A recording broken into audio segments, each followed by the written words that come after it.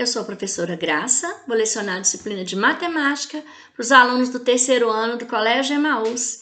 Ei, terceiro ano, tudo bem com vocês? Então, mais uma aula de matemática, né? Vamos fazer a correção da atividade que eu deixei por aqui? Prestem bastante atenção, tá bom? Então, vamos lá. Tinha lá primeiro para a gente ler e comentar, né? O quilograma é uma unidade de medida de massa.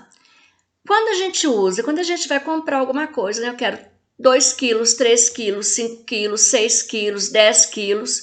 Quando eu quero uma unidade menor, eu peço gramas. 200 gramas, 300 gramas, 100 gramas, né?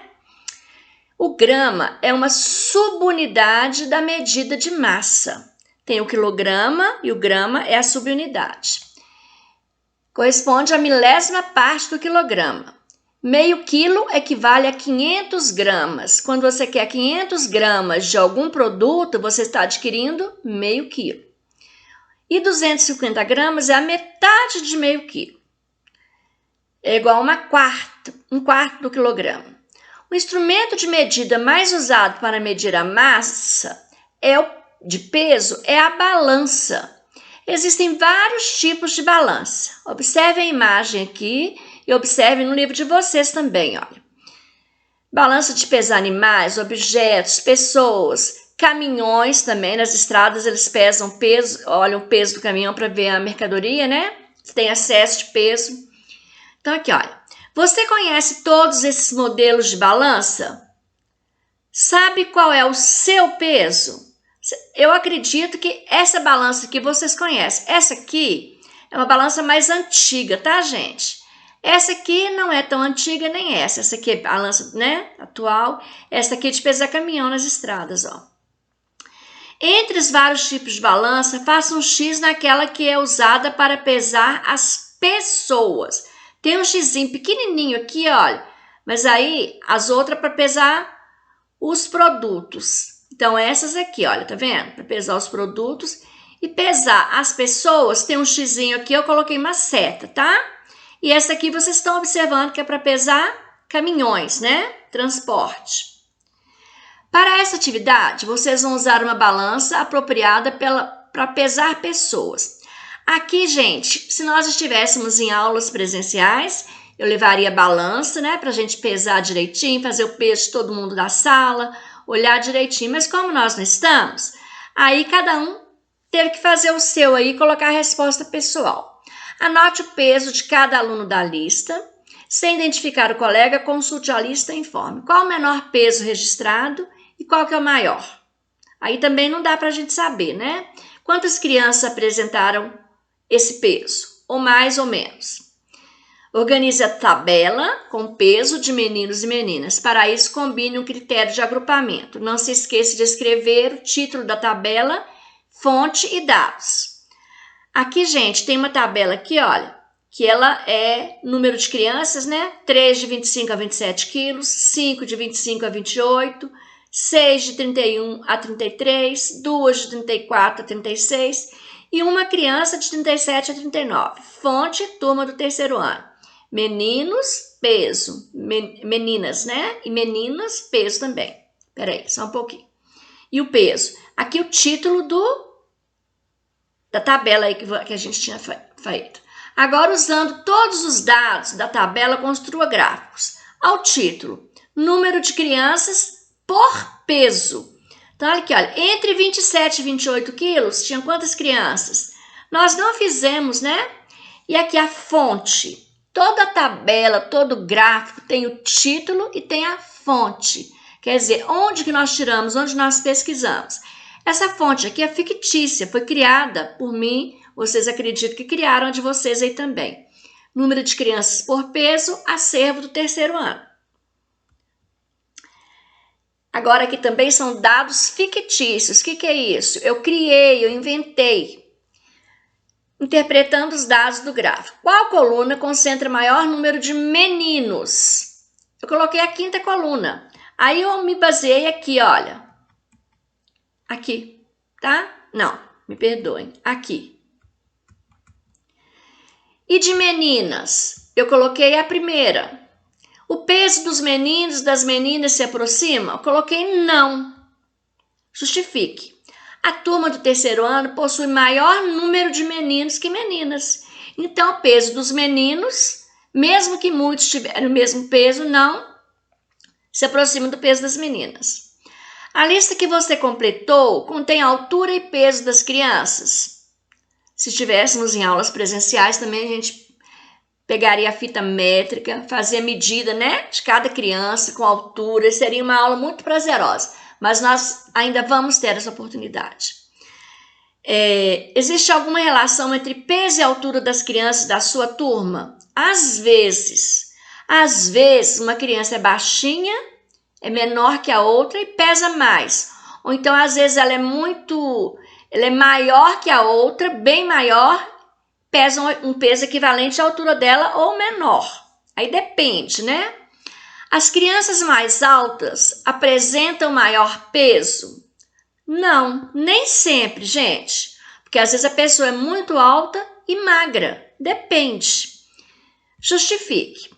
Às vezes a criança é alta e mais magra, outras vezes mais baixa e mais gordinha. Depende do biotipo de cada pessoa. Entre os animais que você trabalhou anteriormente, aqueles animais lá que nós vimos o peso, a altura, quais são os mais pesados? Não. Anteriormente, os maiores são os mais pesados? Não. Nós vimos o peso da anta, lembra? Da ema. Justifique. Por exemplo, a anta é mais baixa que a ema e pesa mais que ela. Então, não tem nada a ver o peso e a altura, não. Será que o modo de alimentar e a prática de atividades físicas interferem no peso das pessoas e dos animais? Dê um exemplo. Coloquei aqui, olha, às vezes, pois tem pessoas que são magras e comem muito, comem de tudo, né, gente? Depende de cada organismo, mas a atividade física sempre contribui para o melhor condicionamento físico. Às vezes a pessoa é magrinha e tem um monte de problema de saúde. Por quê? Às vezes não come direito, não come verdura, não come fruta, né? Não tem aquela alimentação saudável. Qual a importância de acompanharmos o nosso peso usando uma balança periodicamente? O que é isso? Qual que é a importância de vez em quando a gente ir lá olhar quanto que a gente está pesando? Para termos uma boa saúde, observamos se estamos ganhando ou perdendo peso. Excesso de peso pode dar problema de saúde e perda de peso também. Como você gostaria de ser ajudado se você tivesse mais gordo ou mais magro para o que é esperado na sua faixa e idade? Como é que você gostaria de ser ajudado? Eu acredito que colocando apelido nos outros, chamando os outros de coisas feias, né, criticando, é muito ruim. Então eu deixei a minha resposta aqui, olha. Acredito que com a ajuda de um profissional, alertando sobre os riscos da obesidade, fazendo reeducação alimentar. E caso contrário, se for uma pessoa muito magra, também tem que fazer um exame para ver o que está acontecendo. De repente não é nada. É o biotipo dela, o organismo dela mesmo. Mas de repente tem algum probleminha aí, né? Colocar apelido que incomodam ajuda a resolver o problema, gente? Bullying, né? Não ajuda não, só piora. Nunca ajuda. Por quê? Porque deixa a pessoa triste, ansiosa, pode levá-la à depressão, além de outros problemas. Tem gente que quanto mais nervoso, mais ansioso, mais come. Ou então perde totalmente a fome. Então colocar apelido nunca é bom em situação nenhuma, né? Vamos ler aqui a página 260. As diferenças existem e devem ser respeitadas. Criticar as pessoas ou colocar-lhes apelidos porque são gordas ou magras, demais não ajuda em nada. Estimular essas pessoas a buscarem ajuda com pessoas especializadas na área da saúde e nutrição, por exemplo, é uma atitude de solidariedade e respeito, isso sim. Aí tem várias crianças aqui, olha. Cada um de nós, né? Nós temos uma identidade. Cada um de nós é de um jeito. Às vezes nosso irmão, nós temos um irmão, a mãe, o pai, somos totalmente diferentes, porque nós temos nossa identidade. Então, a gente criticar o outro porque ele é alto, magro, feio, bonito, amarelo, branco, bege, rosa, tem o cabelo curto, grande, não ajuda em nada. Desafio. Paulinha chegou da escola se queixando de dores nas costas. A mãe dela percebeu que a mochila da filha estava muito pesada e disse-lhe que provavelmente suas costas doíam por causa do excesso de peso. Tá quase caindo no chão, né, gente? Na imagem aqui. Você sabe o peso da sua mochila com material escolar? E agora, hein? Ainda bem que existe mochila de carrinho, né? Que contribuiu muito, porque mesmo tendo horário certinho, tem aluno que gosta de carregar a mochila cheia de coisa.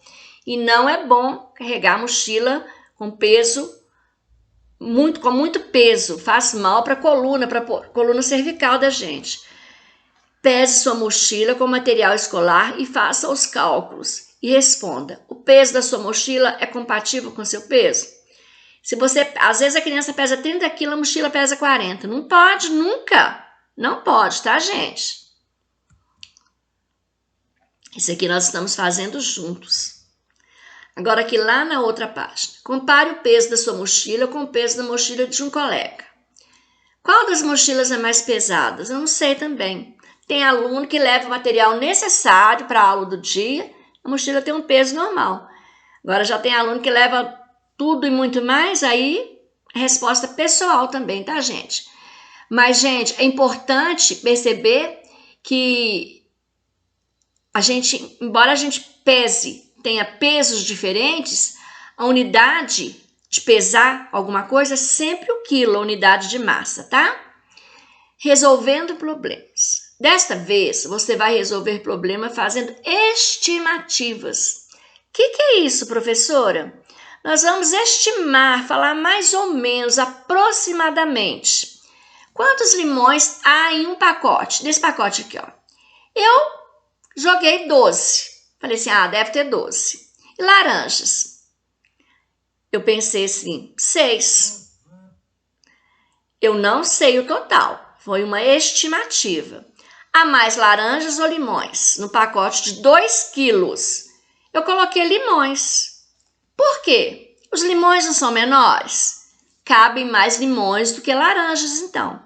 Se bem que a laranja, se ela for grandona, 2 quilos de laranja é a mesma massa que 2 quilos de limões, mesmo sendo limões pequenos.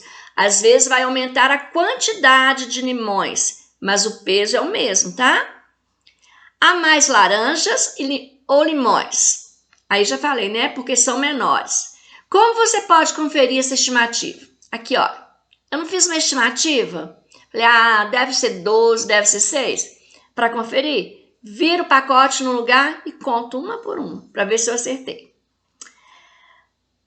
Dona Maria foi ao supermercado, comprou um pacote de arroz. Tem pacote de 5 quilos, tem pacote de 1 quilo, tem pacote de 2 quilos, né, gente? E um pacote de açúcar cristal com 5 quilos cada um, olha. 5 de arroz, 5 de açúcar. Ao carregá-los, um em cada mão, ela achou o pacote de arroz mais pesado que o pacote de açúcar. Nenhuma das embalagens estava danificada, não estava furada, não estava vazando açúcar nem arroz. Como Dona Maria pode esclarecer a dúvida? Ela tem que ir lá na balança do supermercado e pesar esses produtos novamente. Pode acontecer sim. Às vezes na hora de embalar lá são muitos produtos de uma vez, nem que esteja faltando poucos gramas, mas pode acontecer. Que outro motivo poderia ter levado Dona Maria a acreditar que o pacote de arroz estava mais pesado? Ter a impressão de que um produto era mais leve e que o outro, ao carregar o arroz com a mão direita e o feijão com a mão esquerda. Era açúcar, né, gente? Arroz com a mão direita e o açúcar, me perdoem aí, com a mão esquerda. A receita do bolo, uma receita de bolo de chocolate leva 3 xícaras de chá de farinha de trigo e 2 xícaras de açúcar. Cada xícara tem 200 gramas. 200 gramas de farinha de trigo e de açúcar. 1 quilo corresponde a 1.000 gramas. 1 quilo de farinha, 1 quilo de açúcar, 1 quilo de feijão, 1 quilo de café corresponde a 1.000 gramas. Nossa, é muito. É porque o quilograma, o grama é uma unidade menor do que o quilograma. 1 quilo corresponde a 1.000 gramas. Dona Maria comprou um pacote de farinha de trigo e um pacote de açúcar de 1 quilo. A farinha de trigo que ela comprou é suficiente para fazer as 2 receitas? Não, porque ela vai precisar de 1.200 gramas. E no pacote de 1 quilo tem 1.000 gramas, então não dá para ela fazer. 1 quilo de açúcar é suficiente para as 2 receitas? Sim, porque ela vai gastar 800 gramas e o açúcar tem 1.000 gramas. Vai sobrar, né? Açúcar e vai faltar a farinha. Agora vamos ver a medida de capacidade. Gente, como que eu meço capacidade? Eu medi distância, né? Eu vi o metro, quilômetro. Eu medi a massa, eu vi o quilograma, o grama. E a capacidade? Como que eu vou medir? É o litro. 1 litro, 2 litros, meio litro. Vamos ver aqui. O litro, que o símbolo é L, é a unidade padrão mais usada para medir a capacidade dos líquidos, assim como o metro e o quilograma. O litro também é subunidade como o mililitro, que é o ml. A água, o leite, o suco de frutas, o óleo e refrigerante são alguns exemplos de líquidos medidos em litros. Para medir capacidade, também podemos usar unidades de medidas não padronizadas, como um copo, uma xícara de chá ou xícara de café, um balde, entre outros. Estão vendo aqui alguns exemplos? Vamos continuar aqui, olha. Pensar e resolver, está no livro de vocês também, olha. Observe as ilustrações acima. Você precisa medir 1 litro de água para preparar um suco. Qual das unidades de medidas ilustradas você escolheria? Daqui, olha. Você precisa de medir 1 litro. Você vai pegar um balde, uma seringa, uma xícara ou uma jarra graduada, que tem as unidades aqui, ó. A jarra graduada, né, gente? Porque, olha aqui, é muito mais fácil. Tem até um desenho aqui, ó. Por quê? Porque ela tem a capacidade de 1 litro. Tem jarras de 2, de 3, eu mesma tenho aqui. Mas tem jarras de 1 litro com a medida certinha. Tem um copo de plástico assim, ó. Copo graduado também, para a gente fazer receitas, ele tem lá certinhas as medidas. Você sabe quantos copos são necessários para completar 1 litro de água? Sim ou não? Depende do tamanho do copo. Como você pode fazer essa medição? Posso pegar um copo de água, colocar, outro copo, colocar, outro copo, colocar. Por quê, gente? Se o copo for pequeno, eu vou gastar muitos copos, né? Se ele for maior, eu vou gastar menos copos. Todos os copos que você conhece têm a mesma capacidade? Ou seja, cabe o mesmo tanto de líquido? Justifique. Eu falei não. Existem copos de vários tamanhos. Olha aqui. Coloquei aqui copos coloridos. De vários tamanhos. Tem copo menor ainda que esse. Tem um copo desse tamanhozinho. Eu acho muito bonitinho. Para enfeitar. Então, gente, não tem a mesma capacidade. Porque uns são maiores e outros são menores. Você notou que a jarra é marcada com risquinhos. Olha aqui. Indicam partes menores. Com riscos que indicam partes menores e tem a numeração entre paralelo? Sim, vamos ver aqui, ó. 100, 200, 300, 400, 500, 600, 700, 800, 900, 1000. 1000 ml é a mesma coisa que 1 litro. Para que serve essa numeração? Para informar as medidas exatas, né? Certinhas. O que podemos medir nessa jarra? Quantidade de líquido, pode ser água, pode ser chá, pode ser suco, pode ser leite, né? Pode ser vitamina, qualquer líquido. Você observou que a seringa também possui uma graduação? Vocês já viram seringa de injeção? Depois a gente volta aqui.